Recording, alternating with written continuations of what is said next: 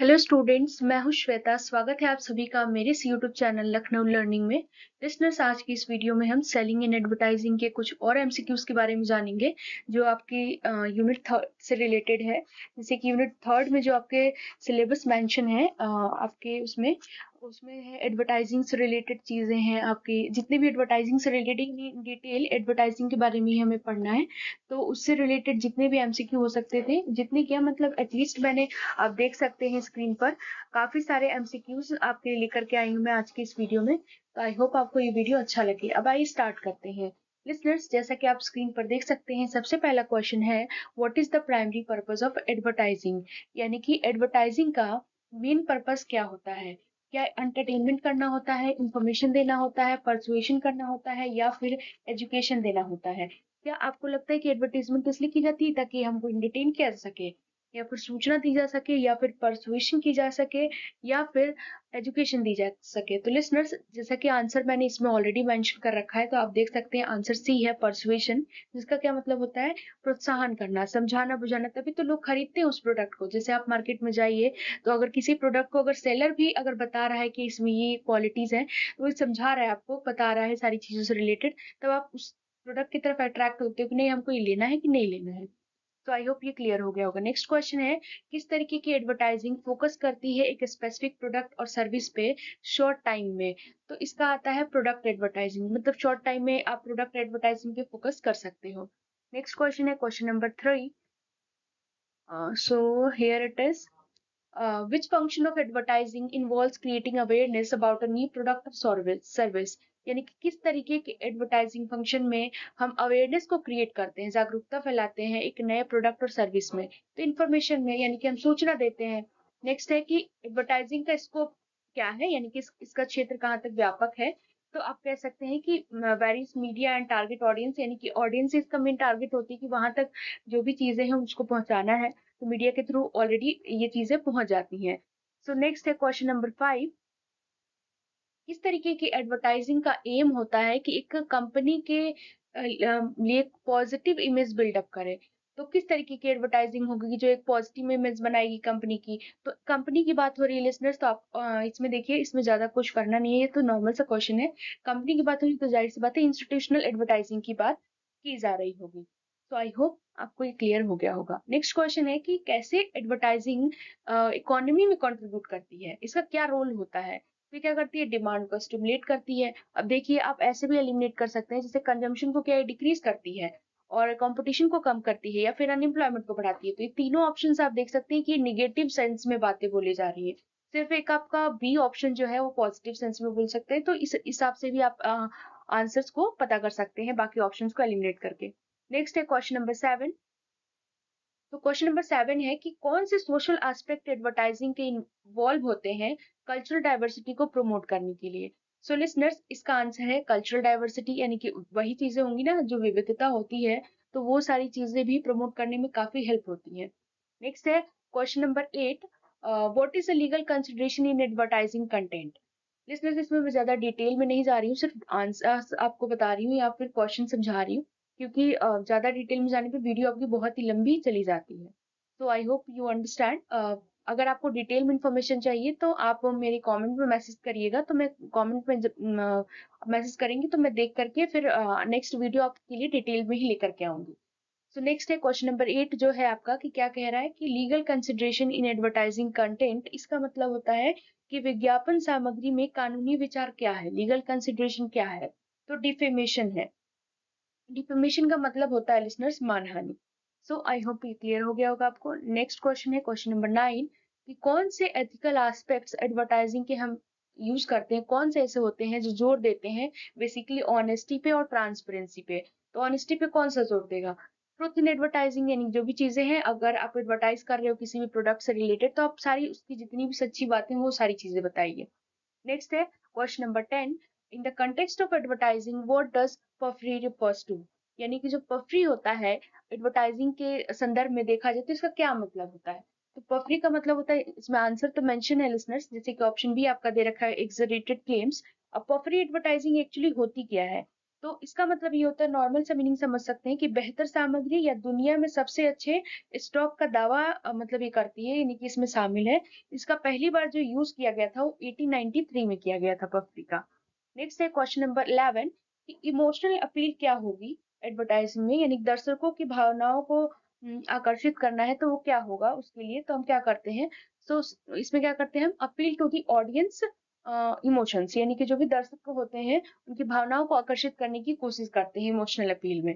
Next है question number 12, कौन से एडवर्टाइजिंग अपील फोकस करती है किसी भी प्रोडक्ट के क्वालिटी यानी गुणवत्ता पे और उसके फीचर्स पे, उनकी विशेषताओं पर। तो रैशनल अपील लिसनर्स ये बेसिकली फोकस करती है इसके उस पे। अब रैशनल अपील आप देख रहे होंगे यहाँ पर तीन चार अपील मैंने चार अपील दे रखी है बेसिकली लिसनर्स। अगर आप देखें तो बहुत सारे अपील होते हैं, पर्सनल अपील होता है आपका, आपका सोशल अपील होता है, और बहुत सारे अपील होते हैं, जैसे ह्यूमर अपील आपका दे रखा है, तो जैसे हास्य अपील कहते हैं। तो ये सारी चीजें होती हैं। सो इसमें मैं पूरे के पूरे उसमें बात नहीं करूंगी, सिर्फ मैं आपका जो आंसर है, यानी कि जो आप कह सकते हैं कि रैशनल अपील है, सिर्फ उस और सिर्फ उसी के बारे में मैं आप इससे रिलेटेड बात करूंगी कि रैशनल अपील आखिर होता क्या है। बेसिकली दो में कंफ्यूजन होती है स्टूडेंट्स को, इमोशनल और rational appeal. Rational rational appeal का मतलब होता है तर्क संगत अपील, यानी कि जो हम तर्क का उपयोग करके मस्तिष्क पर ये बेसिकली केंद्र करती है, यानी कि उस पर जोर डालती है। और इमोशनल अपील उपयोगकर्ता जो होते हैं उनके दिलों पर निशाना साधती है। तो ये बेसिकली मेन डिफरेंस है इनके बीच का। तो नेक्स्ट अगर हम बात करें, नेक्स्ट क्वेश्चन है question number 13, what is the purpose of a fear appeal in advertising, यानी कि फियर अपील जो होती है एडवर्टाइजिंग में, इसका क्या पर्पस होता है, फियर अपील हम क्यों देते हैं। तो to create a sense of urgency, यानी कि अर्जेंसी को बताने के लिए। फियर अपील यानी कि डर की अपील कह सकते हैं आप। तो वो सारी चीजें इसमें आती हैं। नेक्स्ट है क्वेश्चन नंबर 14 कि परसुएसिव कम्युनिकेशन प्रोसेस में। अब देखिए क्वेश्चन में तो ये दे रखा है कि इनकोडिंग का क्या रोल होता है। तो लिसनर्स अगर आपने जो कम्युनिकेशन चैप्टर है वो अगर आपने पढ़ा तो उसमें जो मेथड्स काफी सारे दे रखे थे, आई थिंक 6 की 8 दे रखे थे। तो उसमें ये सारी चीजें मेंशन है, मैसेज इनकोडिंग डिकोडिंग, है ना, फीडबैक नॉइज, ये सारी चीजें। तो इससे रिलेटेड ये क्वेश्चंस पूछा गया है। तो इनकोडिंग का बेसिकली रोल पूछा गया है कि ये क्या रोल प्ले करता है। तो क्या ये मैसेज को डिकोड कर देता है, या फिर मैसेज को बना देता है, या फिर मैसेज को रिसीव करता है, या फिर समझता है। तो क्या करता है, क्रिएट करता है मैसेज को। नेक्स्ट है क्वेश्चन नंबर 15 कि किस तरीके की अपील का मेन लक्ष्य, मेन एम ये होता है कि वो ऑडियंस को कन्विंस कर सके अपनी लॉजिक और रीजनिंग को यूज करके। तो लिसनर्स ये होता है रैशनल अपील में। नेक्स्ट है क्वेश्चन नंबर 16 कि जो हेडलाइन है एडवर्टीजमेंट में, जो हेडलाइन दी रहती है उसका मेन उद्देश्य क्या है, मेन पर्पस क्या है। तो हेडलाइन की वजह से पता है जो कस्टमर्स होते हैं या फिर जो लोग होते हैं उनके अंदर क्यूरियोसिटी जागती है कि हेडलाइन में ये चीजें दी हुई हैं तो उसके अंदर भी काफी चीजें उससे रिलेटेड मेंशन होंगी। तो क्यूरियोसिटी जागती है, एक तरीके की अटेंशन जागती है, तो हम उसको पढ़ते हैं कि इसमें एक्चुअली है क्या। तो हेडलाइन की वजह से ये होता है लिसनर्स। क्वेश्चन नंबर 17 है कि कौन सा element advertising copy convey the main message of the advertisement, यानी कि कौन सा ऐसा तथ्य है एडवर्टाइजिंग कॉपी में जो कि एडवर्टीजमेंट का मेन मैसेज बताता है, यानी कि क्या उसका एग्जैक्ट वो कहना क्या चाहता है, क्या उसका मुख्य उद्देश्य है, क्या मैसेज वो बताना चाहते हैं। तो ये होता है बॉडी कॉपी। नेक्स्ट है आपका question number 18, what does the term call to action refers to in advertising, यानी कि एडवर्टाइजमेंट में अगर बात करें तो कॉल टू एक्शन का क्या मतलब होता है। सिंपल सा मीनिंग है कि आप कस्टमर कंज्यूमर कंज्यूमर जो है या फिर कस्टमर जो है उसके एक्शंस को आप इनकरेज करते हैं। नेक्स्ट है क्वेश्चन नंबर 19 कि सब हेडलाइन जो होती है एडवर्टीजमेंट कॉपी में उसका क्या पर्पस होता है। तो ये इसका मेन पर्पस ये होता है लिसनर्स कि किसी भी चीज से रिलेटेड डिटेल इंफॉर्मेशन प्रोवाइड करती है ये। नेक्स्ट है क्वेश्चन नंबर 20 कि एडवर्टाइजिंग डिजाइन में लेआउट और विजुअल्स का क्या रोल होता है। बेसिकली ये क्या रोल प्ले करते हैं, तो ये बेसिकली क्या करते हैं, ये रीडेबिलिटी को बढ़ाने का काम करते हैं और विजुअल अपील को भी। नेक्स्ट है क्वेश्चन नंबर 21 कि प्री टेस्टिंग का क्या मेन पर्पस है एडवर्टीजमेंट में, जो हम प्री टेस्टिंग करते हैं उससे क्या होता है। तो बेसिकली हम प्री टेस्टिंग इसीलिए करते हैं लिसनर्स ताकि हम जो भी चीजें हम लॉन्च करने वाले हैं उसके इफेक्टिवनेस को पहले ही हम एनालाइज कर लेते हैं इसलिए। नेक्स्ट है क्वेश्चन नंबर 22 कि एडवर्टीजमेंट प्रोडक्शन के संदर्भ में देखा जाए तो पोस्ट प्रोडक्शन क्या होता है। तो पोस्ट प्रोडक्शन का मतलब होता है the phase after the advertisement has been filmed और रिकॉर्डेड, वो फेस जिसमें ये रिकॉर्ड किया जाता है।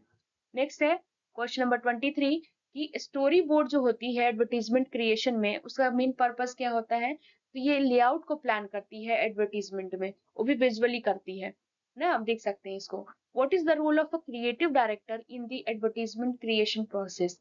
क्रिएटिव डायरेक्टर का क्या रोल होता है एडवर्टाइजमेंट क्रिएशन प्रक्रिया में? तो ये क्या करता है, overseeing the artistic and creative aspects को ये देखने का काम करता है। लिसनर्स, इसमें आप देख सकते हैं कि जितने भी क्वेश्चन है सब के सब एडवर्टीजमेंट से ही रिलेटेड है, क्योंकि ये आपके जितने सिलेबस में जो टॉपिक मेंशन था एडवर्टीजमेंट से रिलेटेड, सारी जो भी आपके टॉपिक्स मेंशन है इसके सब हेडिंग में, उन सारी से रिलेटेड मैंने क्वेश्चंस इसमें डिस्कस करने की कोशिश की है। आई होप आपको ये वीडियो अच्छा लग रहा हो। नेक्स्ट है question number 25। What is the purpose of a media plan in advertising? यानी कि एडवर्टाइजमेंट करते समय जो मीडिया प्लान होती है उसका क्या मेन पर्पस होता है? तो हम क्या करते हैं, उसमें एक अप्रोप्रिएट मीडिया सेलेक्ट करते हैं कि कौन जो है वो बहुत ही हमारे इस काम को आसानी से कर सकता है, या फिर आसानी से भी नहीं, बहुत अच्छी तरीके से कर सकता है। तो ये चीज होती है। नेक्स्ट है कि प्राइमरी कंपोनेंट क्या होता है एडवर्टीजमेंट बजट में? तो मीडिया की कॉस्ट। कॉस्ट भी तो देनी पड़ेगी, अगर आप एडवर्टीजमेंट करा रहे हो तो उसमें बहुत सारे कॉस्ट आते हैं। नेक्स्ट है आपका क्वेश्चन नंबर 27।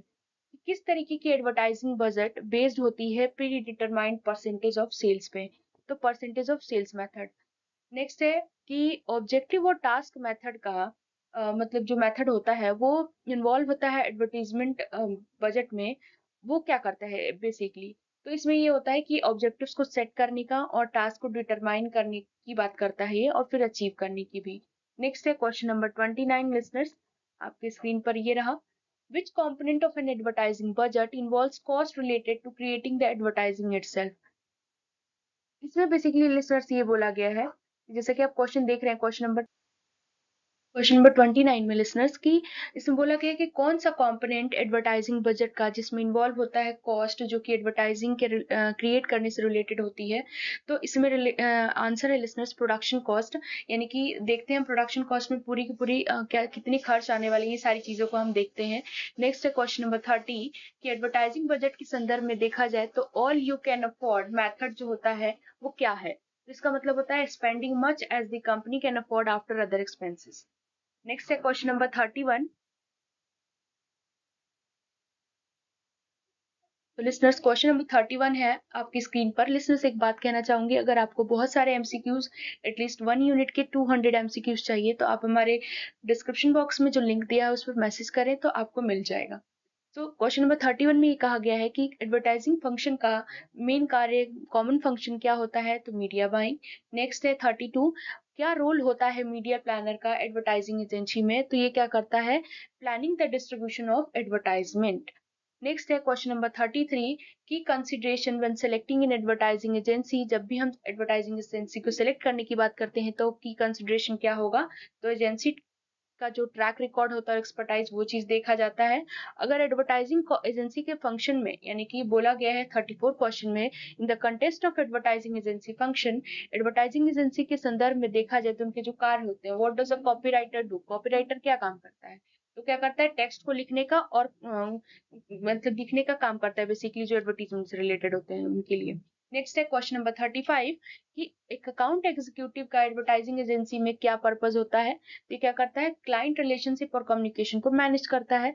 नेक्स्ट है क्वेश्चन 36 कि टेस्टिमोनियल अपील जो होती है एडवर्टाइजिंग में, इसका क्या पर्पस है? तो ये क्या करता है? सोशल प्रूफ देता है, ये प्रोवाइड करता है। नेक्स्ट है क्वेश्चन नंबर 37 कि किस तरीके की अपील रिलाय होती है क्रेडिबिलिटी पे और expertise of a well known person के लिए? तो सेलिब्रिटी अपील। क्योंकि हम देखते हैं क्योंकि अब देखिए कि कोई भी चीज एडवर्टाइजमेंट जब होती है तो कोई भी एक सेलिब्रिटी करता है, तो जो भी उस सेलिब्रिटी को पसंद करते हैं या फिर जो भी बहुत ज्यादा लाइक करते हैं, उनके हर एक ब्रांड, उनके हर एक प्रोडक्ट को फॉलो करते हैं। तो इसलिए बहुत ही ज्यादा ये इंपॉर्टेंट रोल रखता है इसमें। नेक्स्ट है question number 38। What does the scarcity appeal focus on in advertising? Listeners, scarcity एक शब्द आया है यहाँ पर, तो स्कार्सिटी का मतलब होता है कमी, हिंदी में बोला जाए किस चीज की कमी। तो इसमें स्कार्सिटी अपील की बात हो गई है, तो इसमें किस पर फोकस करता है एडवर्टाइजिंग में? तो emphasizing the limited availability of product, यानी कि प्रोडक्ट की अवेलेबिलिटी जो है वो कम है। नेक्स्ट है क्वेश्चन नंबर 39 कि एडवर्टाइजिंग अपील के संदर्भ में देखा जाए तो बेंडावगन अपील क्या होती है? तो इसमें इसका मतलब ये होता है emphasizing the popularity of a product, यानी कि जो ज्यादा पॉपुलर है उस पर जाना। नेक्स्ट है what is the purpose of a humour appeal in advertising? Humour appeal का क्या पर्पस होता है? तो इसका आंसर है कि to evoke positive emotions and entertain. So ये चीज होती है। सो लिसनर्स, आई होप आपको जितने भी क्वेश्चंस मैंने इसमें बताए आपको समझ में आ गए होंगे। अगर वीडियो अच्छी लगे तो लाइक शेयर एंड सब्सक्राइब करना ना भूलिएगा। Thank you.